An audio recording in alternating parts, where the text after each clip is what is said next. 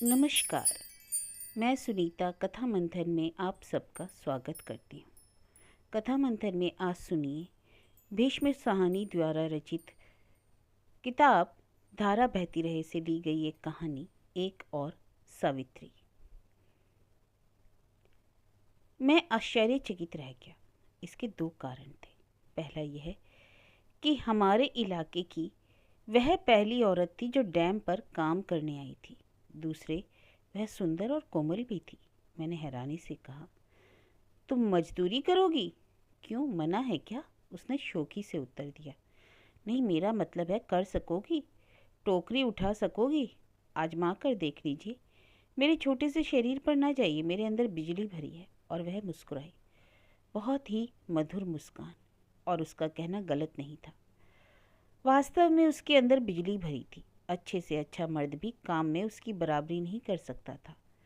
प्रातः 8 से लेकर शाम 4 बजे तक सिर पर रेत अथवा बजरी की टोकरी उठाए वह फिरकी की तरह बजरी मिलाने वाली मशीन रेत और बजरी के ढेरों के मध्य चक्कर काटती रहती, सिवाय आधा घंटा लंच के एक क्षण के लिए आराम न करती। 8 मास तक उसने मेरे पास काम किया। इन 8 महीनों में मैंने उसे एक दिन भी देर से आते या पहले जाते नहीं देखा। लेकिन इससे भी बड़ी बड़ी विशेषता उसका था मधुर स्वभाव।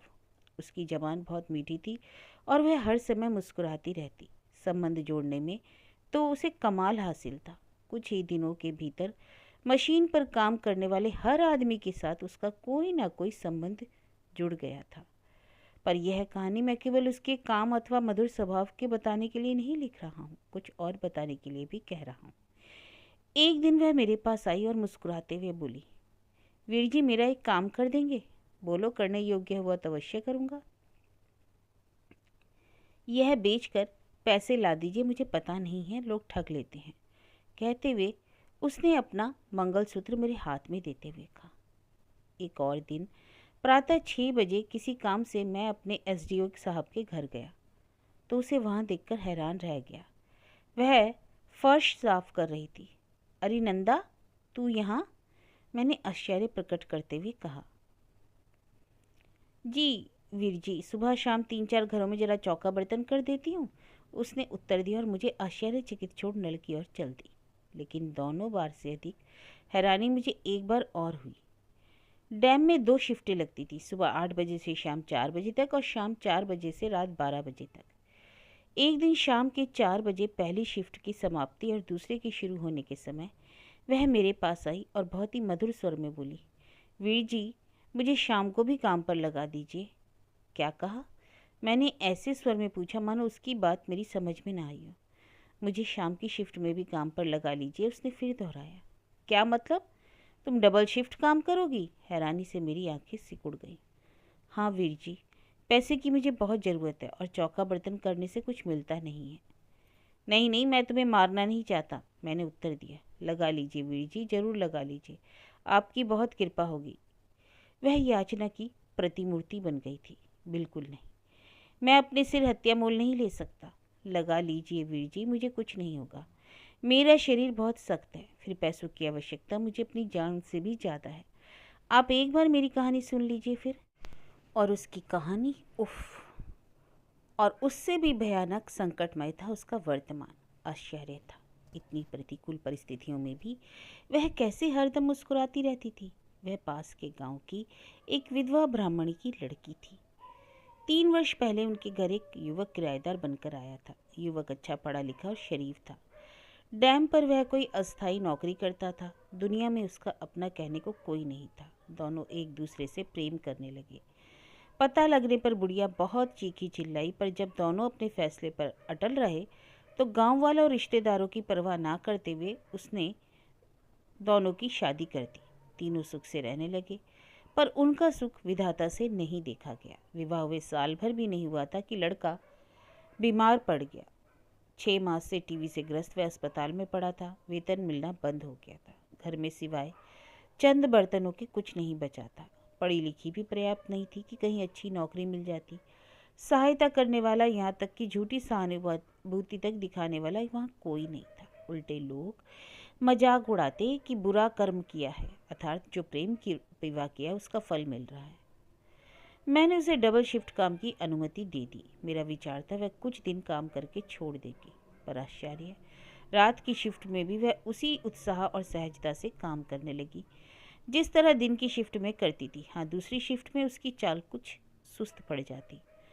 खाना बनाना, सोना और दूसरे आवश्यक काम वह शेष 8 घंटों में कैसे पूरी करती होगी, मैं सोचता और दिल उसके प्रति गहरी सहानुभूति से भर उठता। एक दिन मैंने उससे कहा भी, नंदा, तू मुझे अपना भाई समझती है ना? जी वीर जी, सगा भाई होता तो वह क्या मेरी इतनी सहायता करता? तो फिर मेरी एक बात मानेगी? जी जरूर मानूंगी, यदि मानने योग्य हुई। तू रात की शिफ्ट में काम करना छोड़ दे। जितने पैसों की तुझे ज़रूरत है मैं दूंगा। जब तेरे पति अच्छे हो जाए तो लौटा देना। नंदा का चेहरा गुलाबी हो उठा। लंबी सुंदर आंखों के कोनों में सफ़ेद मोती चमक उठे। कुछ क्षणों तक तो वह खामोश खड़ी रही, नजरें झुकाए। लग रहा था कि वह अपनी भावनाओं पर काबू पाने का प्रयत्न कर रही है। फिर बहुत ही धीमे स्वर में बोली, नहीं वीर जी, मैं ऐसा नहीं कर सकती। क्यों? क्या हर्ज है? मैंने कसम खाई है वीर जी कि कभी किसी का एहसान नहीं उठाऊंगी। नाराज ना हो जाना वीर जी, आप नाराज हो गए तो हमारा क्या बनेगा? वह एक क्षण चुप रहकर बहुत ही मार्मिक स्वर में बोली, एक बात हो गई थी। हमारे गांव में एक दुकानदार था, उम्र होगी 60 साल। उनकी बीमारी के शुरू के दिनों में उसने हमारी बहुत सहायता की थी। मुझे वह बेटी कहा करता था, बेटा ज़रूरत पड़ने पर एकदम मेरे पास चली आया करो, झिझका ना करो। मैं भी उसकी बहुत इज्जत करती थी और उसे चाचा जी कहकर बुलाती थी। मुझे क्या पता था उसके दिल में खोट है। एक दिन शाम को मैं कोई चीज़ उधार लेने दुकान पर गई थी और वहाँ पर मेरे सिवा और कोई ना था कि उसने अचानक मेरा हाथ पकड़ लिया। मेरे तन बदन में आग लग गई वीर जी। मेरी सारी रात रोते रोती बीती, रोते रोते और सोचते, क्या हुआ, क्यों हुआ, कैसे हुआ उसका इतना साहस? क्या मेरा भी इसमें कुछ दोष है? सुबह होने तक मैं इस निर्णय पर पहुंच चुकी थी कि भविष्य में कभी किसी का एहसान नहीं उठाऊंगी, चाहे कोई भी क्यों ना हो। लोग चाहे कुछ भी कहें, कल से डैम पर मजदूरी करने जाने लगूंगी। इज्जत बेचने से परिश्रम बेचना ज़्यादा अच्छा है। गर्मियाँ आ गई थी। अत्यधिक परिश्रम का प्रभाव अब उसके शरीर पर साफ दिखाई देने लगा। रेशमी सी नर्म और बर्फ सी सफ़ेद त्वचा काली और खुरदरी पड़ गई। शरीर हर समय थका थका रहता। गालों की हड्डियां उभर आई थी और आंखें अंदर को धंस गई थी। उसे देख मुझे रोना आता, पर मैं क्या कर सकता था? वह साल का सर्वाधिक गर्म दिन था। बिजली के पंखों के नीचे बैठ शरीर पिघले जा रहा था। मैंने उसे रात की शिफ्ट में काम करने से मना किया, पर वह नहीं मानी। शाम के 5 बज रहे थे। मैं दफ्तर में बैठा था। अचानक डैम में भगदड़ मच गई। चारों ओर से मजदूर भाग भाग कर मेरी मशीन की ओर आने लगे। कोई दुर्घटना हो गई थी शायद, मैंने सोचा और तेजी से उधर भागा।